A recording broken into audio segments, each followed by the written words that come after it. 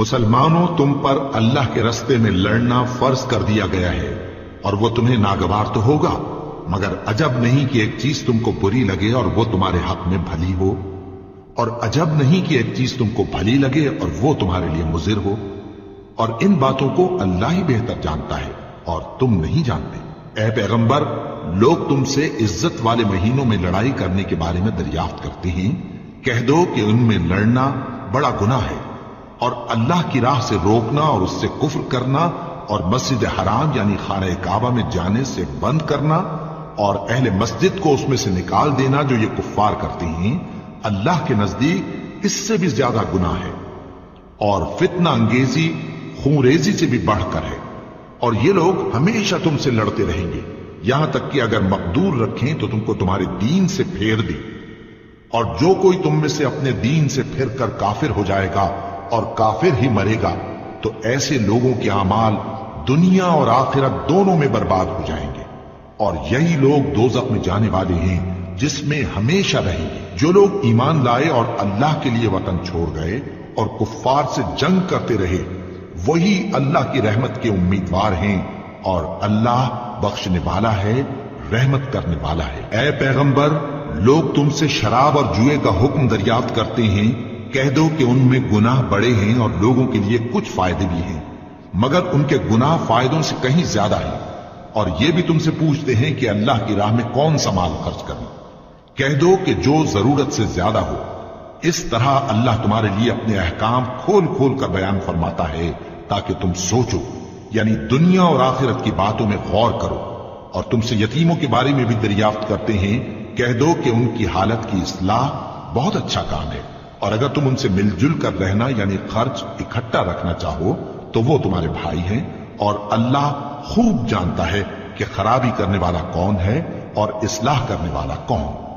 اور اگر اللہ چاہتا تو تم کو تکلیف میں ڈال دیتا، بے شک اللہ غالب ہے، حکمت والا۔ اور مومنوں، مشرک عورتوں سے جب تک وہ ایمان نہ لائیں نکاح نہ کرنا، کیونکہ مشرک عورت خواہ تم کو کیسی ہی بھلی لگے اس سے مومن لونڈی بہتر ہے، اور اسی طرح مشرک مرد جب تک ایمان نہ لائیں مومن عورتوں کو ان کی زوجیت میں نہ دینا، کیونکہ مشرک مرد سے خواہ وہ تم کو کیسا ہی بھلا لگے مومن غلام بہتر ہے۔ یہ مشرک لوگوں کو دوزخ کی طرف بلاتی ہیں، اور اللہ اپنی مہربانی سے بہشت اور بخشش کی طرف بلاتا ہے، اور اپنے حکم لوگوں سے کھول کھول کر بیان کرتا ہے تاکہ نصیحت حاصل کرے۔ اور تم سے حیض کے بارے میں دریافت کرتے ہیں، کہہ دو وہ تو نجاست ہے، سو ایام حیض میں عورتوں سے کنارہ کش رہو، اور جب تک وہ پاک نہ ہو جائیں ان سے مقاربت نہ کرو۔ ہاں، جب وہ پاک ہو جائیں تو جس طریق سے اللہ نے تمہیں ارشاد فرمایا ہے ان کے پاس جاؤ، کچھ شک نہیں کہ اللہ توبہ کرنے والوں اور پاک صاف رہنے والوں کو دوست رکھتا ہے۔ تمہاری عورتیں تمہاری کھیتی ہیں، تو اپنی کھیتی میں جس طرح چاہو جاؤ، اور اپنے لیے نیک عمل آگے بھیجو، اور اللہ سے ڈرتے رہو، اور جان رکھو کہ ایک دن تمہیں اس کے روبرو حاضر ہونا ہے۔ اور اے پیغمبر، ایمان والوں کو بشارت سنا دو، اور اللہ کے نام کو اس بات کا ہیلا نہ بنانا کہ اس کی قسمیں کھا کھا کر سلوک کرنے اور پرہیزگاری کرنے اور لوگوں میں صلح و سازگاری کرانے سے رک جاؤ، اور اللہ سب کچھ سنتا ہے، جانتا ہے۔ اللہ تمہاری لغو قسموں پر تم سے مواخذہ نہیں کرے گا، لیکن جو قسمیں تم قصد دلی سے کھاؤ گے ان پر مواخذہ کرے گا، اور اللہ بخشنے والا ہے، بردبار ہے۔ جو لوگ اپنی عورتوں کے پاس جانے کی قسم کھا لیں ان کو 4 مہینے تک انتظار کرنا چاہیے، اگر اس عرصے میں قسم سے رجوع کر لیں تو اللہ بخشنے والا ہے، مہربان ہے، اور اگر طلاق کا ارادہ کر لیں تو بھی اللہ سنتا ہے، جانتا ہے۔ اور طلاق والی عورتیں 3 حیض تک اپنے تئیں روکے رہیں، اور اگر وہ اللہ اور روز قیامت پر ایمان رکھتی ہیں تو ان کو جائز نہیں کہ اللہ نے جو کچھ ان کے شکم میں پیدا کیا ہے اس کو چھپائیں، اور ان کے خاوند اگر پھر موافقت چاہیں تو اس مدت میں وہ ان کو اپنی زوجیت میں لے لینے کے زیادہ حقدار ہیں، اور عورتوں کا حق مردوں پر ویسا ہی ہے جیسے دستور کے مطابق مردوں کا حق عورتوں پر ہے، البتہ مردوں کو عورتوں پر 1 درجہ فضیلت ہے، اور اللہ غالب ہے، صاحب حکمت ہے۔ طلاق صرف 2 بار ہے، यानी जब 2 दफा तलाक दे दी जाए तो फिर औरतों को या तो बतरीक शाइस्ता निकाह में रहने देना है या भलाई के साथ छोड़ देना। और ये जायज नहीं कि जो मेहर तुम उनको दे चुके हो उसमें से कुछ वापस ले लो। हां, अगर जनो शौहर को खौफ हो कि वो अल्लाह की हदों को कायम नहीं रख सकेंगे, तो अगर औरत खाविंद के हाथ से रिहाई पाने के बदले में कुछ दे डाले तो दोनों पर कुछ गुनाह नहीं। ये अल्लाह की मुकर्रर की हुई हदें हैं, इनसे बाहर न निकलना। और जो लोग अल्लाह की हदों से बाहर निकल जाएंगे वो गुनाहगार होंगे। फिर अगर शौहर 2 तलाकों के बाद तीसरी तलाक औरत को दे दे तो उसके बाद जब तक औरत किसी दूसरे शख्स से निकाह न कर ले उस पहले शौहर पर हलाल न होगी। हां, अगर दूसरा खाविंद भी तलाक दे दे और औरत और पहला खाविंद फिर एक दूसरे की तरफ रुजू कर लें तो उन पर कुछ गुनाह नहीं, बशर्ते के दोनों यकीन करें कि अल्लाह की हदों को कायम रख सकेंगे।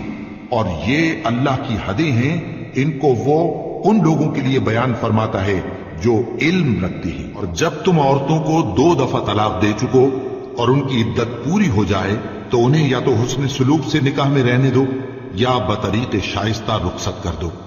और इस नीयत से उनको निकाह में न रहने देना चाहिए कि उन्हें तकलीफ दो और उन पर ज्यादती करो। और जो ऐसा करेगा वो अपना ही नुकसान करेगा। और अल्लाह के अहकाम को हंसी और खेल न बनाओ। और अल्लाह ने तुमको जो नेमतें बख्शी हैं और तुम पर जो किताब और दानाई की बातें नाजिल की हैं जिनसे वो तुम्हें नसीहत फरमाता है, उनको याद करो और अल्लाह से डरते रहो और जान रखो कि अल्लाह हर चीज से वाकिफ है।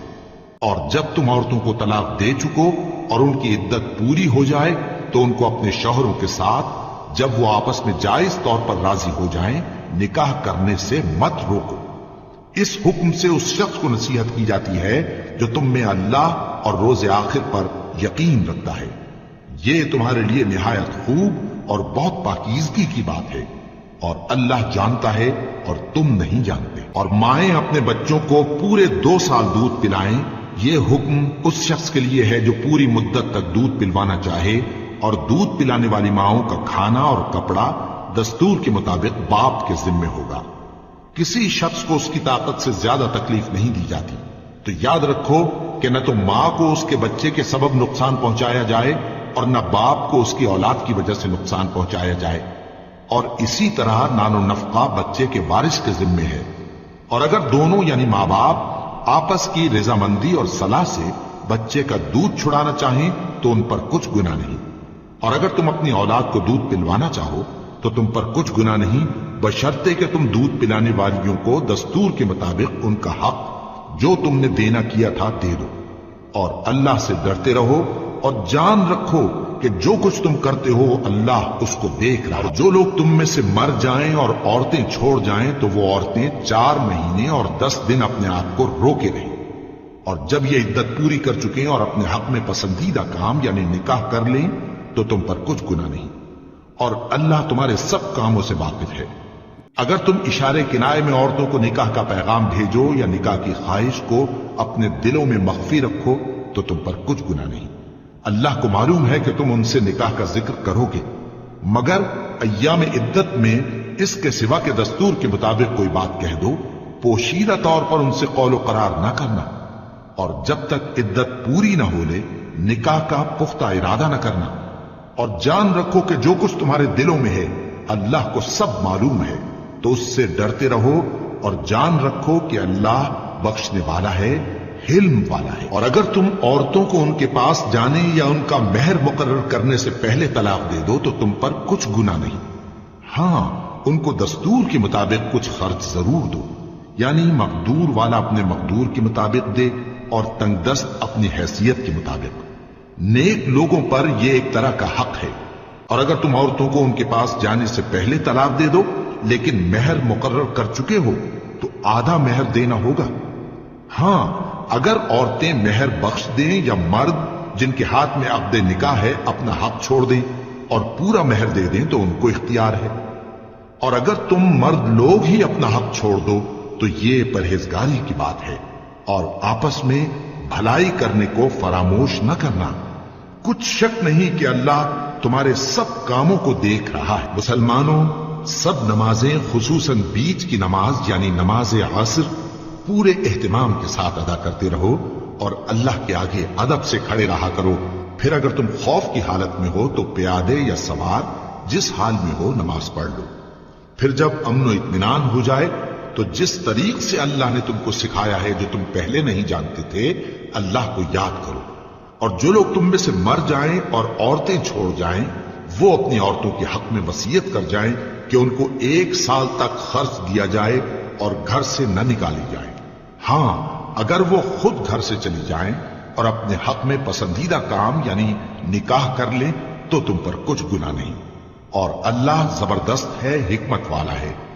और मुतल्लका औरतों को भी दस्तूर के मुताबिक नान नफका देना चाहिए। परहेजगारों पर यह भी हक है। इसी तरह अल्लाह अपने अहकाम तुम्हारे लिए बयान फरमाता है ताकि तुम समझो। भला तुमने उन लोगों को नहीं देखा जो शुमार में हजारों ही थे और मौत के डर से अपने घरों से निकल भागे थे? तो अल्लाह ने उनको हुक्म दिया कि मर जाओ, फिर उनको जिंदा भी कर दिया। कुछ शक नहीं कि अल्लाह लोगों पर मेहरबानी रखता है, लेकिन अक्सर लोग शुक्र नहीं करते। और मुसलमानों, अल्लाह की राह में जिहाद करो और जान रखो कि अल्लाह सब कुछ सुनता है, सब कुछ जानता है। कौन है कि अल्लाह को कर्ज हसना दे कि वो उसके बदले उसको कई गुना ज्यादा देगा? और अल्लाह ही रोजी को तंग करता और वही उसे कुशादा करता है, और तुम उसी की तरफ लौट कर जाओगे।